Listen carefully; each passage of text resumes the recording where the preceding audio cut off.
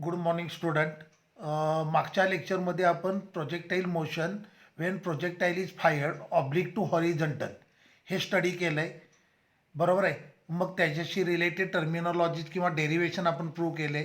आपण motion along horizontal, motion along vertical, then equation of trajectory, time of ascent, time of descent, time of flight, then horizontal range, maximum height, हे सगळे relation आपण prove केलेत. हे derivations आपण prove केलेत. मी आता इथे बघा सगळे फॉर्म्युले पुन्हा एकदा लिहिलेत. आपल्याला आज जेई आणि नीटवाले पॉईंट स्टडी करायचे आहेत.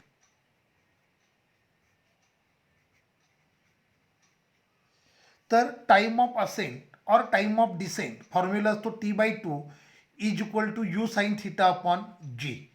टाईम ऑफ फ्लाईट फॉर्म्युला असतो 2u sine theta upon g. Maximum height formula असतो u square sine square theta upon 2g. Range formula असतो u square sine 2 theta upon g. Maximum range is equal to u square upon g, आणि range maximum असेल तर theta असतो 45 degree. हे आपण last लेक्चरमध्ये study केलं आहे, बरोबर आहे. मॅक्झिमम रेंज असेल तर थिटा 45 डिग्री असतो. तर हे सगळे फॉर्म्युले आपण लास्ट लेक्चरमध्ये स्टडी केलं आहे. आज आपल्याला या पॉईंटची त्या डेरिवेशनशी रिलेटेड जेई आणि नीटवाले पॉईंट डिस्कस करायचे आहेत. आता पहिला पॉईंट आहे तो म्हणजे relation between height and maximum height and range. Relation between maximum height and range. आता लक्ष द्या, रेंजचा फॉर्म्युला असतो u square sine 2 theta upon g, बरोबर आहे. मग हा झाला रेंजचा formula R is equal to. आता साइन 2 थीटा ही ट्रिग्नोमेट्रिक आयडेंटिटी आहे. साइन 2 थीटा म्हणजे 2 sine theta into cos theta. मग हे आलं u square 2 sine theta into cos theta upon g, बरोबर आहे. मी काय करतो, हाईटचा formula u square sine square theta upon g असतो. मग ह्या इक्वेशनला मी साइन थीटानं मल्टिप्लाय डिवाइड करतो, साइन थीटानं मल्टिप्लाय डिवाइड करतो आणि 2नं देखील मल्टिप्लाय डिवाइड करतो. हे असं मी का करतोय, तर मला हाईटचं रिलेशन ऑब्टेन करायचं आहे म्हणून. ओके. मग हे आलं आर इज इक्वल टू हे 2 आणि हे 2, 2 इंटू 2 4 झालं. 4 कॉस थीटा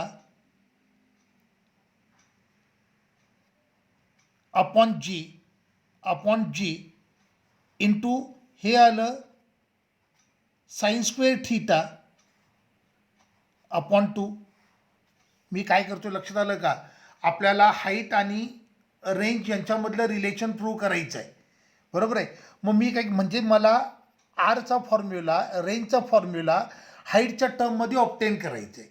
मग मी रेंजचा फॉर्म्युलेला u square sine 2 theta upon g, trigonometric identity sine 2 theta म्हणजे 2 sine theta into cos theta, मी त्याला एक्सपांड केलं.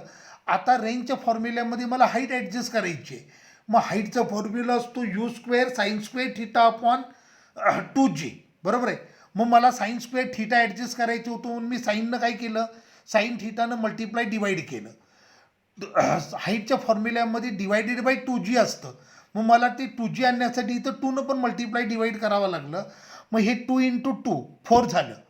4 कॉस थीटा आणि हे आलं u square sine square theta upon 2. So R is equal to हे आलं 4 cos theta into u square sine square theta upon 2g, बरोबर आहे. तुमच्या लक्षात आलं का मी काय म्हणतोय ते. इंटू इथे 1 upon sine theta, sine theta लिहायचं राहिलं, आणि इथे पण आलं 1 अपॉन साइन थीटा. आता u square sine square theta upon 2g म्हणजे एच आलं. So R is equal to आलं 4 cos theta upon sine theta म्हणजे कॉट थिटा इंटू हे आलं H. So R is equal to 4h cot theta. Maximum height आणि range ह्यांच्यामध्ये relation काय असतं, R is equal to 4h cot theta. लक्षात आलं का? आता मॅक्झिमम रेंज आणि हाईटमध्ये काय रिलेशन असेल बघूया. Range will be maximum, R is equal to R max if theta is equal to 45 degree. Therefore R max is equal to 4h cot 45. Cot 45 1 असतो. So R max is equal to आलं 4h. लक्षात आलं. This is relation between maximum range and height. पहिलं relation तुमच्या लक्षात आलं. आपण रेंजचा फॉर्म्युला हाईटच्या टर्ममध्ये ॲडजस्ट केला. असं ॲडजस्टमेंट करण्यासाठी काही गोष्टींनी मला मल्टिप्लाय करावं लागलं. मग मी ते मल्टिप्लिकेशन ॲडजस्ट केलं. तर आर इज इक्वल टू आलं 4h कॉट थिटा. आणि मॅक्झिमम रेंज केव्हा असणार आहे, ज्या वेळेला अँगल ऑफ प्रोजेक्शन 45 डिग्री असेल त्यावेळेला. मग त्याच्यावरनं मला रिलेशन मिळालं R max is equal to 4h. Okay. आता पुढचं आपल्याला रिलेशन स्टडी करायचं आहे. मला अँगल ऑफ प्रोजेक्शन फाइंड करायचे. So that R is equal to H. Range आणि हाईट इक्वल आहे तर अँगल ऑफ प्रोजेक्शन मला ऑब्टेन करायचं आहे. मी काय म्हणतो लक्षात आलं का?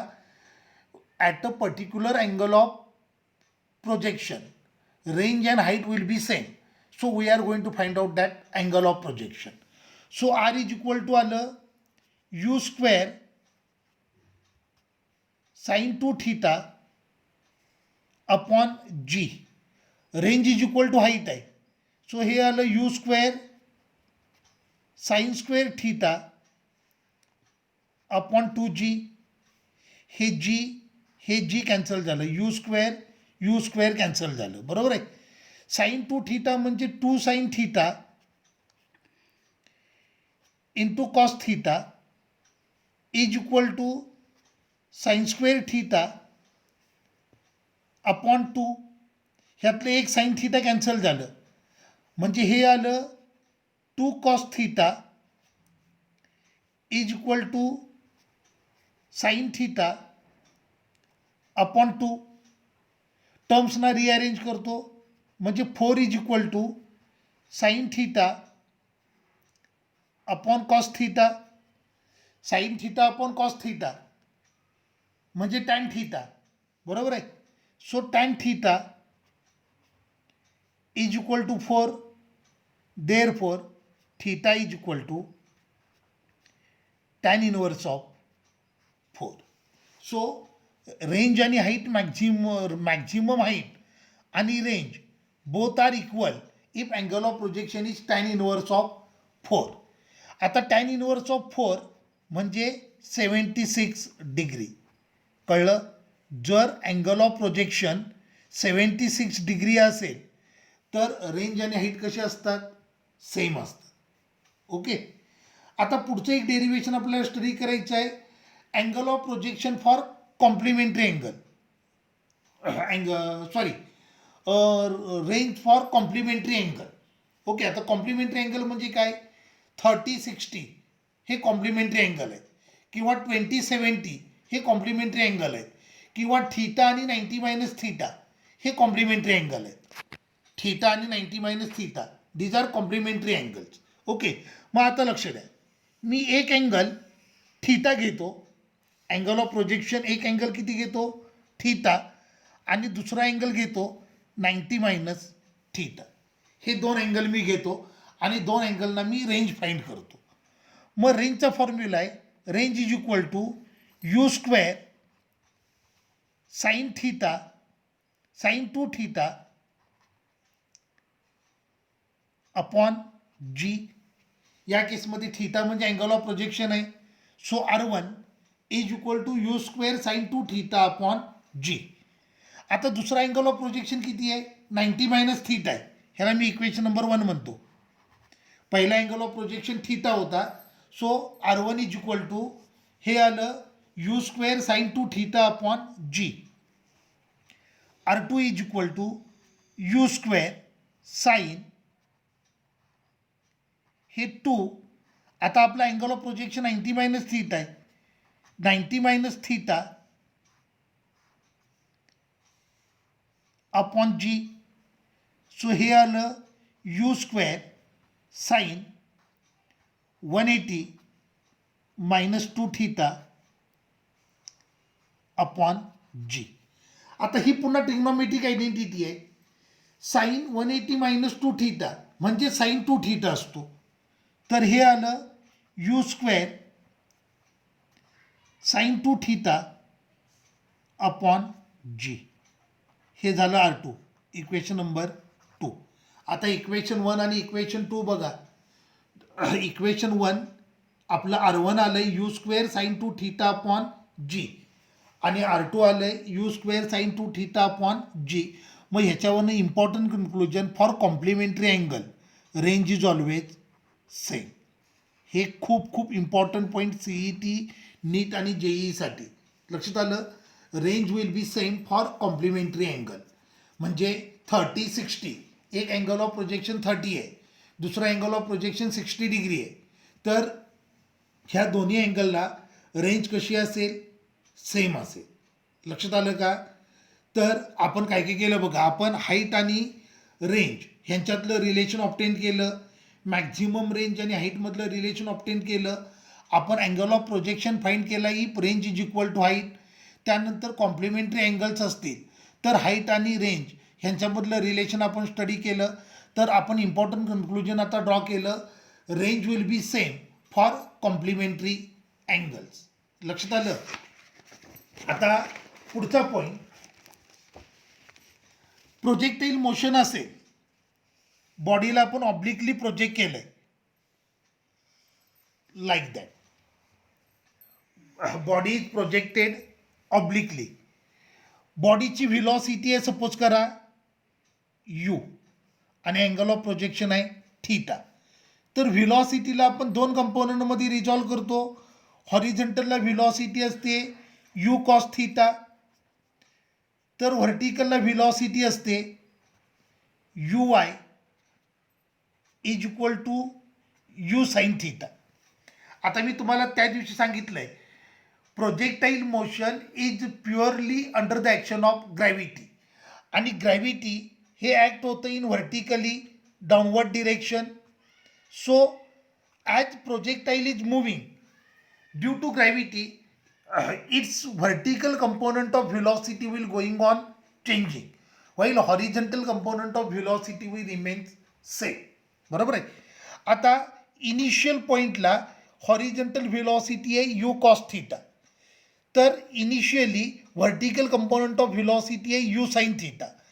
As projectile approaches top point to the maximum height, as projectile approaches to the top point, vertical component of velocity will going on decreasing. At top point vertical component of velocity will become 0. As projectile again moves towards ground, vertical component of velocity will going on increasing and again it will become maximum when it hit the ground. Throughout motion of projectile, horizontal component of velocity will remain unchanged. Okay, so at top point,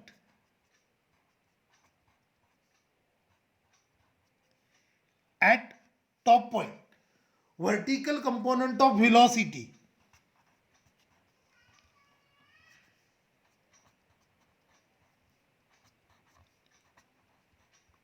is 0. At top point vertical component of velocity is 0. म्हणजे आता बघा projectile is moving under the action of two velocities, horizontal velocity आणि vertical velocity. बरोबर आहे. म्हणजे top पॉईंटला vertical velocity 0 झाले, याचा अर्थ टॉप पॉईंटला रिझल्टंट व्हिलॉसिटी म्हणजे फक्त आणि फक्त कोणती व्हिलॉसिटी असणार, horizontal velocity. So at top point resultant velocity is nothing but ux is equal to u cos theta. Top पॉईंटला रिझल्टंट व्हेलॉसिटी म्हणजे हॉरिझॉन्टल व्हेलॉसिटी असेल. लक्षात आलं. आता टॉप पॉईंटला रिझल्टंट व्हेलॉसिटी म्हणजे हॉरिझॉन्टल व्हेलॉसिटी अशी येणार ux is equal to u cos theta, आणि टॉप पॉईंटला ॲक्सलरेशन असं डाऊनवर्डला येणार. तर हा एक इम्पॉर्टंट नीट आणि जेईवाला point. During motion of projectile only at top point velocity and acceleration are perpendicular to each other. लक्षात आलं. During motion of projectile only at top point velocity and acceleration are perpendicular to each other. So at top point velocity is perpendicular to acceleration. लक्षात आलं. कळलं का हे? मी काय काय सांगितलं बघा. When projectile is moving, motion of projectile is under the action of gravity. Gravity vertical डिरेक्शनला इफेक्टिव्ह असते. So during motion of projectile vertical component of velocity will continuously change. As projectile approaches top point, vertical component of velocity will going on decreasing. At top point, vertical velocity will become zero. As projectile again approaches to the ground, vertical velocity will going on increasing. आणि ज्या वेळेला ती ग्राउंडला hit करेल again it will possess same velocity as that of initial. लक्षात आलं. Top पॉईंटला vertical component of velocity zero असेल, पण हॉरिझॉन्टल कंपोनंट मात्र झिरो असणार नाही. म्हणजे तुम्हाला जर असा क्वेश्चन कोणी विचारला what is resultant velocity at top point, तर टॉप पॉईंटला रिझल्टंट व्हेलॉसिटी किती असेल? ती झिरो असणार नाही, तर ती किती असेल? यू कॉस थिटा असेल. लक्षात आलं. आणि हॉरिझॉन्टल व्हेलॉसिटी म्हणजेच रिझल्टंट व्हेलॉसिटी असेल at top point. At top point only, at top point only, horizontal velocity and acceleration due to gravity are perpendicular to each other. लक्षात आलं. मग आता आपल्याला फाइंड करायचं आहे resultant velocity at any point during path of projectile. Okay, एक minute. आपल्याला relation prove करायचं आहे resultant velocity at any point during motion of projectile. Okay, so projectile motion ही होते due to two velocities, horizontal velocity and vertical velocity. बरोबर आहे. Horizontal velocity असेल, horizontal velocity ही प्रत्येक पॉईंटला सेम आहे, तर व्हर्टिकल व्हेलॉसिटी मात्र पॉईंट टू पॉईंट चेंज होत राहणार. मी काय म्हणते लक्षात येते का तुम्हाला? Horizontal velocity will remain same throughout the motion of projectile. So कोणताही पॉईंट तुम्ही जर ट्रॅजेक्टरीवर घेतला तर त्या पॉईंटला हॉरिझॉन्टल व्हेलॉसिटी सेम असेल, म्हणजे ती व्हेलॉसिटी किती असणार? यू कॉस थिटा असणार. बरोबर आहे. पण व्हर्टिकल व्हेलॉसिटी मात्र प्रत्येक पॉईंटला चेंज होते. सो आपण जर व्हर्टिकल व्हेलॉसिटी कन्सिडर केली which is changing from point to point, so obviously resultant velocity असणार ती प्रत्येक पॉईंटला चेंज होणार. मग आपल्याला रिझल्टंट व्हेलॉसिटी एका पर्टिक्युलर पॉईंटला फाइंड करायची. सपोज करा तो पॉईंट हा आहे, या पॉईंटला प्रोजेक्टाईलची रिझल्टंट व्हेलॉसिटी किती असेल आपल्याला फाइंड करायचं आहे. प्रोजेक्टाईल मोशन आहे, it is under the action of, किंवा projectile is moving under the action of two velocity. Horizontal velocity u cos theta, vertical velocity u sine theta. त्यामुळं जर आपण ट्रॅजेक्टरीवर एक पॉईंट कन्सिडर केला तर त्या पॉईंटला प्रोजेक्टाईलला हॉरिझॉन्टल व्हेलॉसिटी पण असेल आणि व्हर्टिकल व्हेलॉसिटी पण असेल. बरोबर आहे. मग आपण व्हेलॉसिटी काढूया. त्यापैकी एक मी तुम्हाला पहिल्यांदा सांगितलं की हॉरिझॉन्टल व्हेलॉसिटी सगळ्या पॉईंटला कशी असेल? सेम असेल. So horizontal velocity u x is equal to u cos theta. It remain same throughout the motion of projectile. आता v is equal to u plus 80. बरोबर आहे. मोशन अलॉंग व्हर्टिकल कन्सिडर करतोय म्हणून सगळीकडे सफिक्स आले y. मग माझ्या फॉर्म्युलाला v y is equal to u y plus a y into t. आता या केसमध्ये a y is equal to minus g असेल आणि इनिशियल व्हिलॉसिटी अलॉंग वाय ही असेल यू साइन थिटा. मग velocity at any point vertical velocity येणार u sine theta minus g t. बरोबर आहे. तर बघा हॉरिझॉन्टल व्हिलॉसिटी आले यू कॉस थिटा, तर vertical velocity at given point आले you sine theta minus g t. ह्या दोन व्हिलॉसिटी एकमेकाला परपेंडिक्युलर आहेत. मग रिझल्टंट व्हिलॉसिटी आपण फाइंड करणार by using parallelogram law. So according to parallelogram law r is equal to under root p square plus q square plus 2pq cos theta. मग आता आपल्याकडे पी म्हणजे कोण आहे व्ही एक्स आहे. बरोबर आहे. आणि क्यू म्हणजे कोण आहे व्ही वाय आहे. सो फॉर्म्युलाला v is equal to under root v x square plus v y square plus 2vx v y cos theta. आता व्ही एक्स म्हणजे velocity along horizontal, v y म्हणजे व्हिलॉसिटी अलॉंग व्हर्टिकल. ह्या दोन velocity एकमेकाला perpendicular आहेत म्हणजे theta झाला 90 degree. So v is equal to under root v x square plus v y square. Theta 90 आहे, कॉस 90 झिरो असतं. So v is equal to under root हे आलं u cos theta square plus u sine theta minus g t square. आता याला a plus b whole स्क्वेअरनं expand करूयात म्हणजे हे आलं u square cos square theta plus हे a minus b hole square म्हणजे a square plus b square minus 2ab. हे आलं u square sine square theta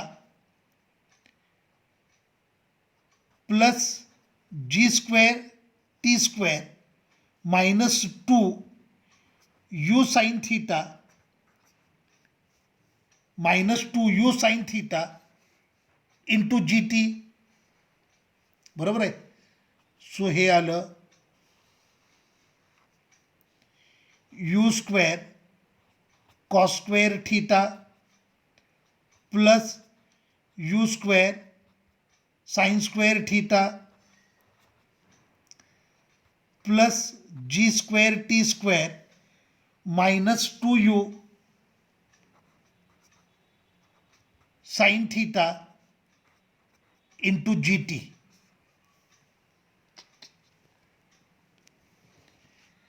आता पहिल्या दोन टर्म आहेत त्याच्यातून यू स्क्वेअर कॉमन घेता येईल.